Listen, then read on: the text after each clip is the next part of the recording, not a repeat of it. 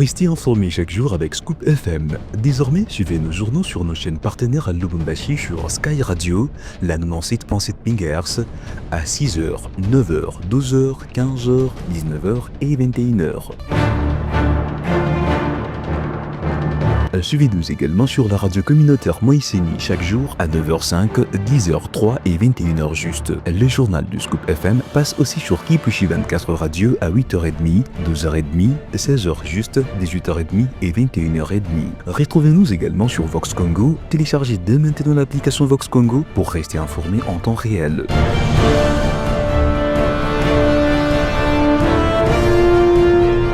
Scoop FM, suivez-nous sur notre page Facebook et sur notre chaîne YouTube pour tout savoir sur l'actualité locale, provinciale, nationale et internationale. Scoop FM, la neutralité réelle. La neutralité réelle.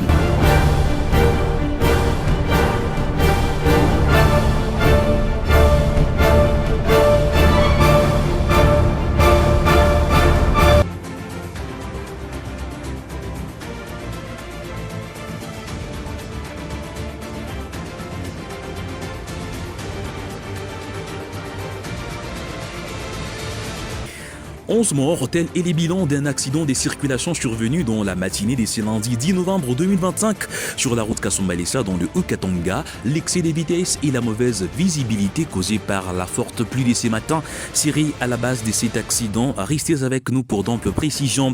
Après plus d'une année en exil, Dani Banza est de retour au pays, a-t-on appris de Foxtime.cd. Une annonce faite par ses proches sur les réseaux sociaux. Ce journal vous donnera plus de précisions. Mesdames et messieurs, bonjour. Merci de nous suivre sur Scoop FM ainsi que nos chaînes partenaires. Nous émettons depuis Lubumbashi en République démocratique du Congo.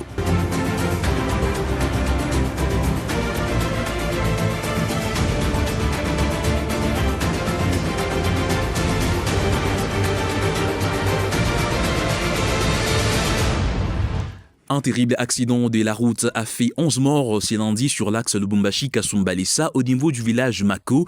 Selon Christophe Lia, chargé de la division technique de la CNPR au Katanga, qui l'a confirmé à nos confrères des Top Congo. La collision entre une voiture Wish et un minibus Régis serait liée à l'excès des vitesses et à la mauvaise visibilité causée par la forte pluie.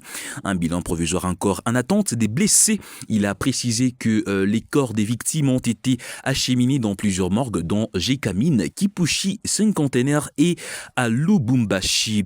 Et puis dans l'actualité, les ponts Lido ici à Lubumbashi a été submergé après la pluie qui s'est abattue la nuit du dimanche 9 au lundi 10 novembre 2025. Conséquence, la circulation coupée sur l'avenue Niembonkuba. Suivez. La pluie qui s'est abattue dans la nuit du dimanche 9 au lundi 10 novembre 2025 sur la ville de Lubumbashi a fait déborder les lits de la rivière Lubumbashi. Les inondations sont signalées au quartier Lido Golf, derrière les jardins. Plusieurs parcelles sont dans les eaux, de personnes bloquées dans leur maison. C'est le cas sur l'avenue Niembonkuba où le pont Lido est littéralement submergé. Les conducteurs des véhicules ne savent pas y passer. À l'heure qu'il est, la circulation est momentanément arrêtée des parts et d'autres du pont. Trouvé sur les lieux, Jérôme Koulou a expliqué que c'est depuis 5 heures juste que le pont a été submergé par les eaux. La submersion du pont Lido a des conséquences significatives sur l'environnement. Avec la pression des eaux, on découvre des déchets de toutes sortes. La perturbation des transports ainsi que des activités commerciales est déjà signalée sur l'avenue Niembo au quartier Lido. Tel qu'annoncé dans les sommaires, le président du parti politique Avenir du Congo, sénateur élu du Haut-Lomami et ancien ambassadeur itinérant du chef de l'État Dani Banza Maloba est rentré à Kinshasa ce lundi 10 novembre dans la matinée après avoir passé plus d'une année en dehors du pays, précisément dans la principauté des Monaco. Ce sont ses proches collaborateurs qui ont annoncé dans les réseaux sociaux l'arrivée de celui qui se considère comme ayant plusieurs ennemis dans l'entourage du président de la République, renseigne Foxtime.cd. Dani Banza Maloba, qui avait pris ses distances avec la République démocratique du Congo, avait dénoncé une cabale au cours d'une interview, voulais-je dire, avec un journaliste de l'ICACI, territoire dans lesquels il a été élu, territoire dans lesquels il a été élu plusieurs fois député, dont la province du Haut-Katanga. Et puis, dans le reste de l'actualité, le maître Kilola, conseiller du chef de l'État en matière environnementale, séjourne à Lubumbashi et sa délégation pour faire les constats du déversement des eaux polluées de l'entreprise SEDEM sur le quartier Kassapa et Kamatete afin de faire un rapport au chef de l'État dans l'objectif de prendre des mesures idoines. Il est au micro de nos confrères de Top Congo. Notre mission est de requérir toutes les capacités techniques de la province en vue de nous permettre d'avoir des éléments probants en vue d'orienter les chefs de l'État quant à ces par rapport à la situation qui est catastrophique dans la ville, les quartiers entiers, ainsi que nos eaux sont polluées avec des évidences où il y a beaucoup de poissons qu'on a retrouvés morts, ainsi qu'un très grand impact sur l'écosystème. Sur les réseaux sociaux, les gens en parlent trop, disant que votre mission a eu des problèmes lorsque vous êtes arrivé au niveau de l'entrée de la barrière de SEDEM. Oui, on a connu un petit souci, mais ce n'est pas ça la vraie version des faits. Parce que la société SEDEM, en réalité, n'a pas interdit accès au site. Par contre, nous avons trouvé que la société a été scellée par un service de sécurité. N'ayant pas les habilitations quant à ce, je ne peux pas accéder au site qui a été scellé par un autre service. Vous venez de la présidence, mais il y a de cela 48 heures, c'était le ministre national des Mines qui était aussi là. Comment est-ce que ça va se faire? Est-ce que vous allez travailler en connivence? Le secteur est sous tutelle du ministère des Mines, mais le secteur qui est touché, c'est le secteur environnemental. En menant cette mission, j'ai les orientations du directeur des cabinets en vue de requérir toutes les informations possibles dans le secteur environnemental en vue de permettre au président de la République de prendre des orientations quant à ces secteurs. Rendons-nous à Kinshasa, c'est dimanche 9 novembre 2025 au Centre culturel et artistique d'Afrique centrale. Le président de la République, Félix Tshisekedi, a pris part à la clôture du sommet de prière patriotique organisé par l'Église des Réveils du Christ. Ayant pris la parole, le président de la République n'a fait que 2 prières adressées à Dieu pour la RDC que je vous convie à suivre dans cet extrait choisi par votre rédaction. Notre espérance n'est pas une naïveté. Elle est une force qui nous met debout, nous réconcilie et nous engage au travail. Je voudrais, ensemble avec vous, faire ces 2 prières pour notre pays. Ainsi qu'il est écrit dans le livre d'Ésaïe 60, verset 1. Lève-toi, sois éclairé, car ta lumière arrive.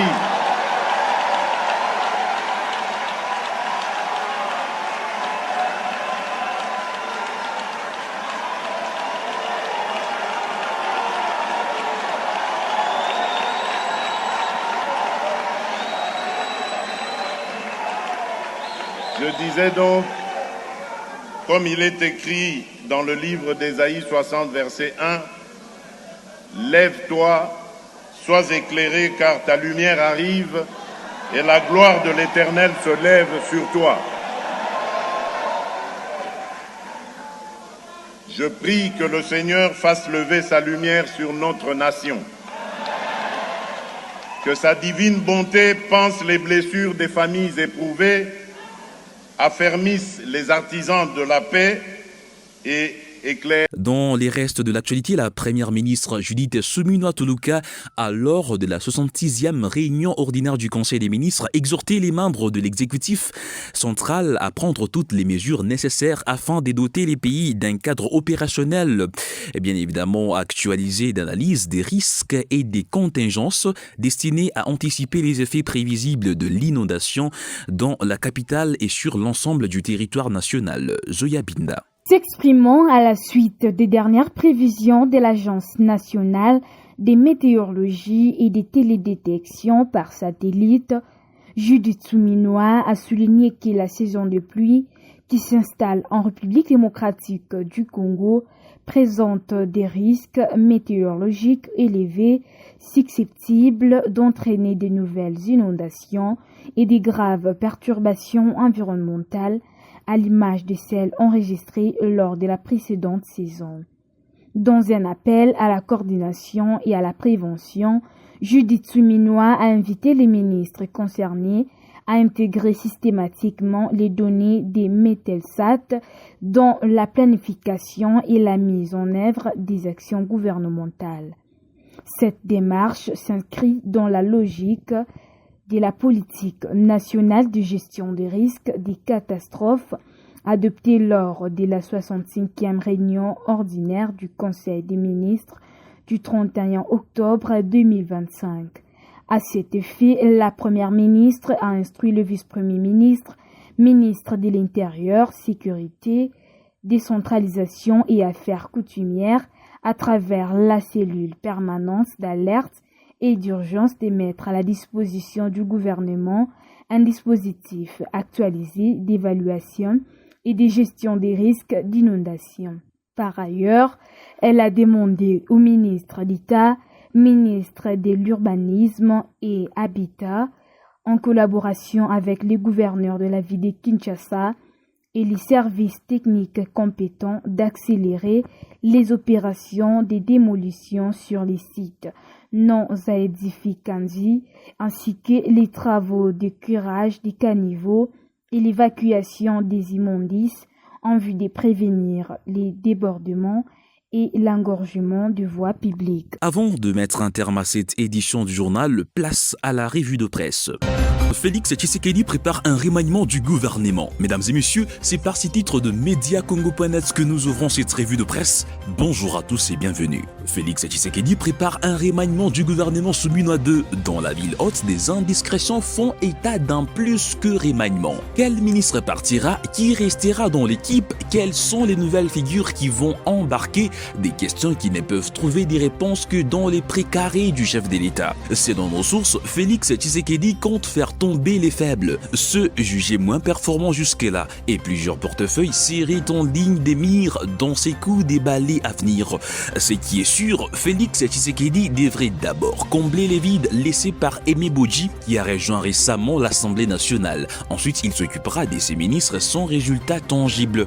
Félix Tshisekedi compte secouer l'arbre dès les débuts de l'année prochaine, apprend-on dans certains milieux du pouvoir. Le temps pour le président de la République de finaliser les discussions en cours avec l'F-23 à Doha et la signature d'un accord à venir avec les Rwandais à Washington devant Donald Trump, a-t-on lu sur ces médias en ligne. Terminons par ces titres de RTNC.cd. Les FRDC condamnent les violences au site des déplacés des Kigonze après l'arrestation d'un collaborateur présumé de la milice CRP. Les forces armées de la République démocratique du Congo ont fermement condamné dimanche 9 novembre les actes de violence survenus les vendredis 7 novembre au site des déplacés des Kigonze situé à Bunia dans la province des Lituri. Ces incidents ont éclaté à la suite de l'arrestation d'un homme identifié par les services de sécurité comme le porte-parole de la Convention pour la Révolution populaire CRP en sigle, un groupe armé dirigé par Thomas Lubanga. Les suspects connus sous les noms des Tango Papa s'étaient cachés parmi les déplacés du site des Kigonze. Grâce à la collaboration de certains résidents, les services de sécurité ont pu l'interpeller à l'intérieur du camp. Selon les FARDC, ces présumés miliciens auraient reconnu les faits qui lui sont reprochés, poursuit ces tabloïds.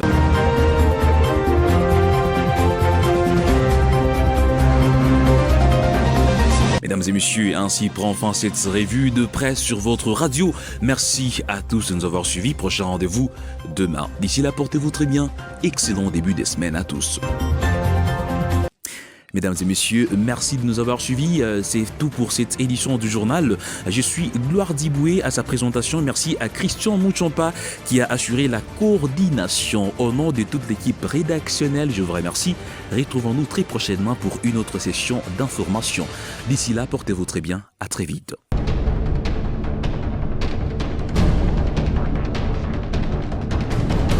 Restez informés chaque jour avec Scoop FM. Désormais, suivez nos journaux sur nos chaînes partenaires à Lubumbashi sur Sky Radio, la 97.7 MHz, à 6h, 9h, 12h, 15h, 19h et 21h. Suivez-nous également sur la radio communautaire Moïseni chaque jour à 9h05, 10h03 et 21h juste. Le journal du Scoop FM passe aussi sur Kipushi 24 Radio à 8h30, 12h30, 16h juste, 18h30 et 21h30. Retrouvez-nous également sur Vox Congo. Téléchargez dès maintenant l'application Vox Congo pour rester informé en temps réel.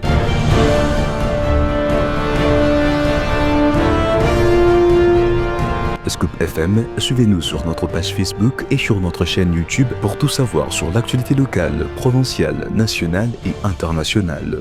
Scoop FM, la neutralité réelle. La neutralité réelle.